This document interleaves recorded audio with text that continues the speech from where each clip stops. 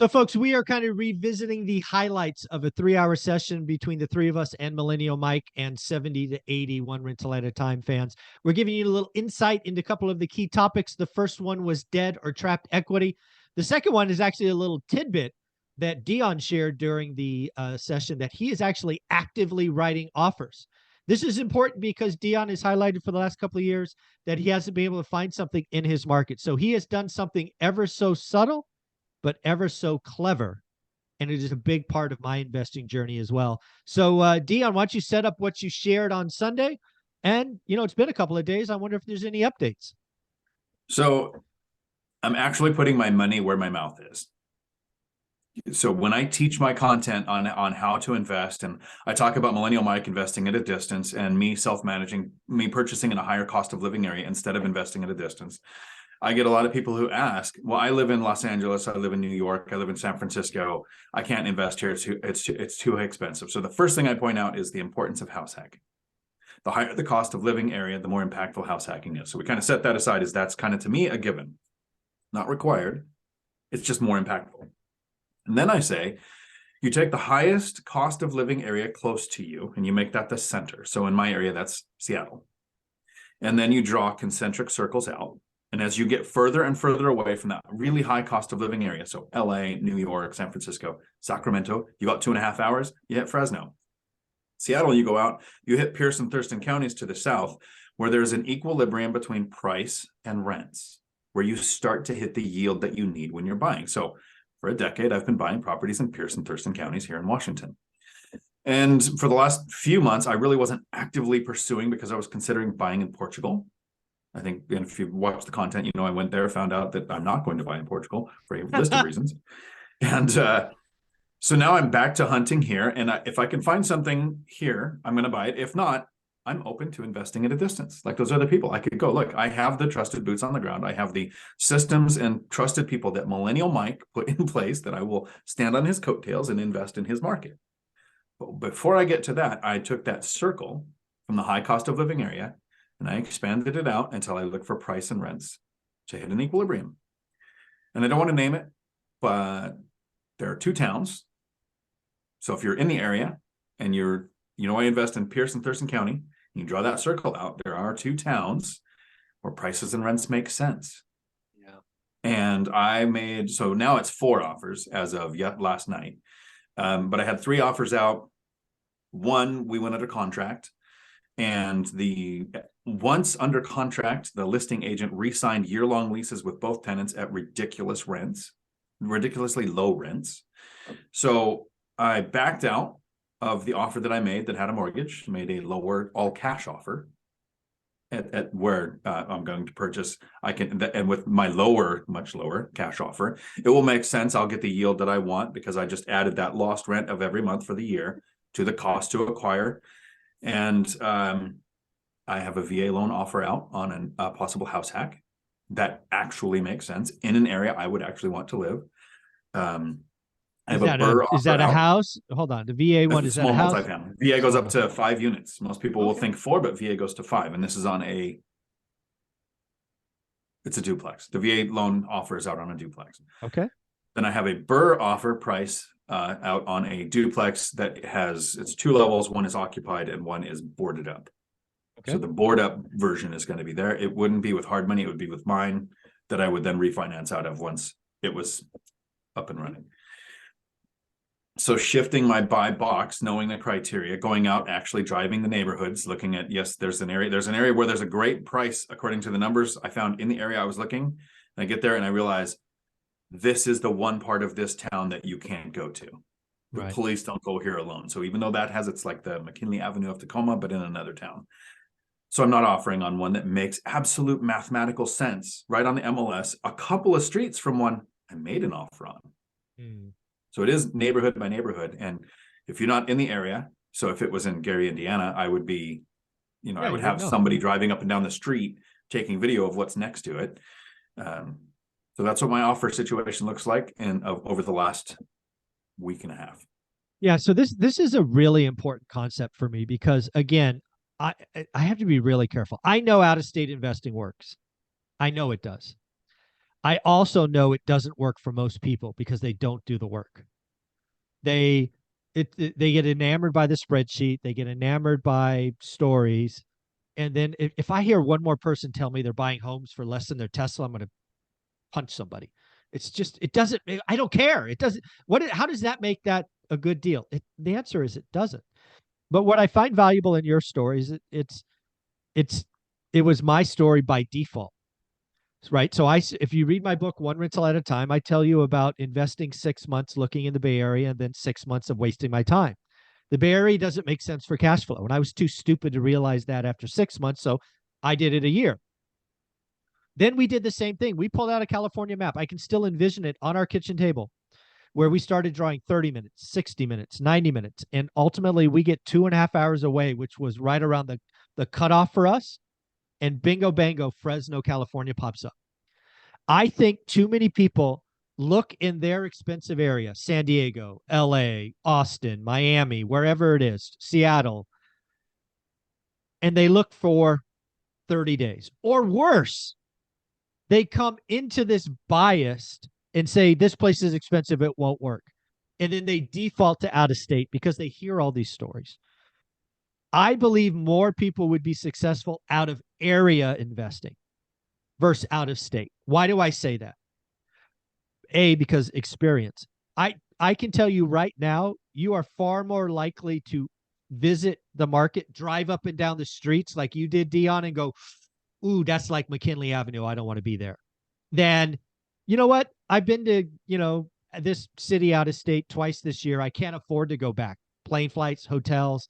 It's crazy expensive. I think you have to go to the market, know it, feel it, make sure you're there. And trust me, I went to, again, I'm a guy who had one day off for 10 years, 2 days a month for like 3 years. I was in Fresno driving streets, and I wasn't driving streets in Fresno. I was driving streets in the Mayfair district, one freaking zip code, because I had to be intimately knowledgeable with it. So I think more people, if we get rid of their natural biases and just draw circles, you'd be shocked at what's 2.5 hours away. Matt, what do you think of all that? I understand why Dion needs a nap. That's a lot of work he's doing right now. The lazy guy's actually working. That's a lot of work. Dion, 4 offers at the same time in new markets. Holy shit balls. That's a ton of work.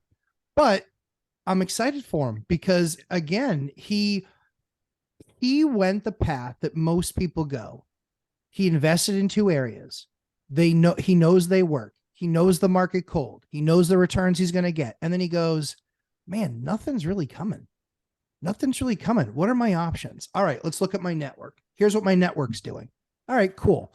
Now I can put my money where my mouth is and say, hey, one of the things that I teach is building out a bigger circle. Let's at least look at the bigger circle. And now he's found a couple spots within the bigger circle. So I think that it's that constant teacher's analysis of things, right? Where, again, it's a plan and a path that works. And you look at it and you say, he uncovered another great opportunity. And imagine if he'd been there 5 years ago, right? What have the returns, what have those buildings increased in the last 5 years? And that's in some of the areas, like one of the towns that I was in, I was buying houses there. I bought a couple deals there for 40. I bought one for 40 and one for $55,000. Now those houses are worth 300. And that was back 13 years ago. Now the issue is I was like, hey, those single families, that's really cool. But what about the small multis? I was buying small multis for 150, 175, $200,000. Now they're 450, 500. They haven't gone up as much as the single family homes, but the rents have they're only about a 20% reduction over single family homes.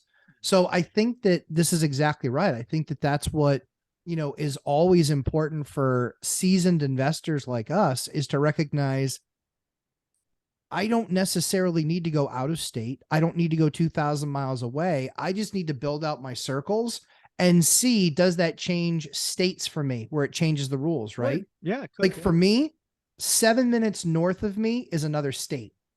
20 minutes south of me is another state. So I can't go that way because then I'm new rules, new support structures, all the attorneys, all the leases, all the bullshit. And so I don't want to deal with all that stuff. And so for me, it's more like, okay, let's get bigger in the state and understand that there's other local economies within the state where, there's a number of, boat manufacturers in this one area. So it's really just taking the skills that we learn in the courses and what we teach, which is to say, let's just expand where we're at now. And I will still put my strategy up against anyone else's for actual true 1,000-mile away remote investing. I will make more profit every single time. And you'll need at least 2 or 3 times the number of properties to keep up with my returns, because you're forced into too many other options that just aren't great options. Yeah. Or less Dion's one of the return. Yeah. Go ahead, Dion. That's one of the things that kind of keeps me away from the remote investing. And I mean, remote out of state investing. Yeah. First, new rules, new regulations, new leases, all those things. I have Millennial Mike's systems in place. I would absolutely benefit from that. But at cash flows of 250 to 500 per unit, I would need 4 times as many units. Right. And then when you add property management and the yield based on what the investment is there, significantly more invested at a distance in more units to get the return that I would finding the high cost of living area with. And I get with Millennial Mike, it's kind of like Dave Ramsey has the debt snowball. Mm-hmm. Take the smallest debt, pay it off, because the dopamine hit of having one closed down is more important than the mathematical way of getting rid of the highest interest rate. So Mike likes to be closing deals. I'm happy with one a year, one every other year. Yeah.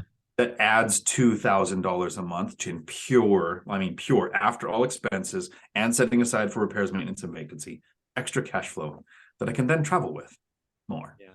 One of the things I want to poke at that you brought up is you're actually talking about using your VA loan, which obviously you serve. So thank you for your service. Any reason why that one would get a VA loan, not others? So I'm looking at doing all cash purchase on the one that with the lower rate, or the all cash purchase for the BRRRR that might refinance depending on what happens with rates, right? So that's a primary use of the cash. Understood. The reason I have the VA loan offer out is I like house hacking. I'll repeat house hacking.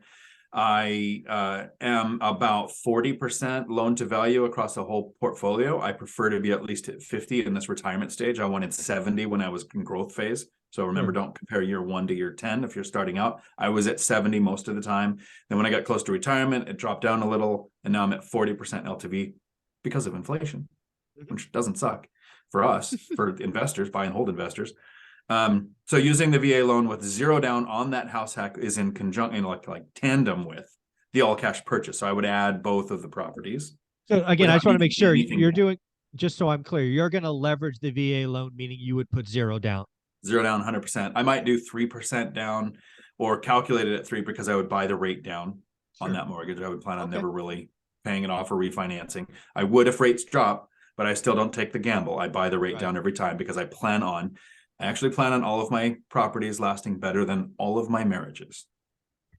Actually, until death do we part. There you go. There you go. So again, this is a lot of fun, and we'll stay up to date on what's going on.